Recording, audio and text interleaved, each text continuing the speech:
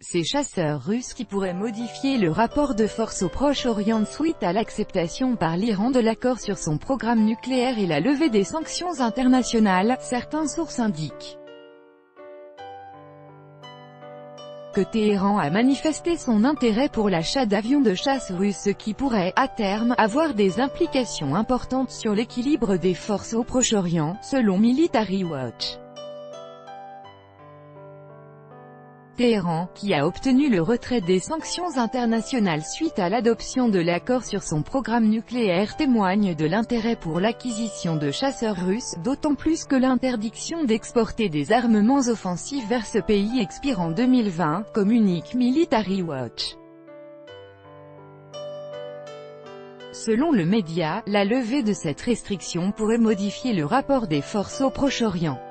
Les capacités des forces aériennes de la République islamique sont aujourd'hui bien modestes. Son armée de l'air dispose de chasseurs obsolètes F-4 et F-5, ainsi que de F-14 Tomcat plus modernes dont 30 seulement sont aptes au combat. Ces avions ont été utilisés entre 1980 et 1988 pendant la guerre contre l'Irak, après quoi l'Iran a acheté plusieurs dizaines de versions précoces de MiG-29 soviétiques et de chasseurs légers chinois J-7. L'Iran a également reçu plusieurs dizaines de MiG-29, Su-22 et Su-24 irakiens pendant la guerre du Golfe de 1991. Il possède également des chasseurs de sa propre fabrication ESA-Sekai, une plateforme analogue au F-1-8A américain et basée sur le même modèle original F-5. En résumé, l'armée de l'air iranienne dispose de plus de 10 différents types d'avions de combat. Aucun de ces appareils n'a été conçu pour la projection de puissance et tous sont des plateformes multirôles défensives à courte portée. Cependant, l'influence iranienne va croissant au Proche-Orient. Les adversaires de l'Iran, notamment Israël et l'Arabie Saoudite, possèdent un grand nombre de F-15 et F-1-5E, tandis que la flotte aérienne iranienne, reléguée à un rôle presque exclusivement défensif, représente une lacune majeure.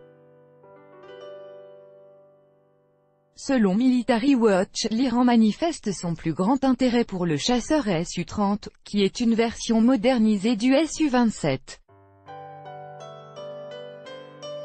En termes de caractéristiques, cet aéronef dépasse les F-1-5C saoudiens et israéliens.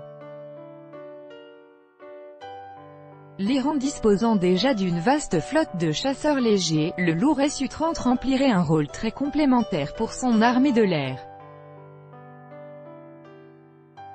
L'intérêt de l'Iran pour des plateformes des années 1990, tandis que la Russie dispose déjà de chasseurs super manœuvrables Su-35 de génération 4 et de Su-57 de 5e génération, s'explique par ses contraintes financières.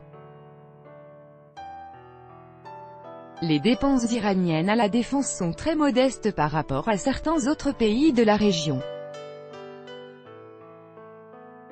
Néanmoins, le Su-30 est capable de surpasser le F-15 américain datant de plus de 40 ans.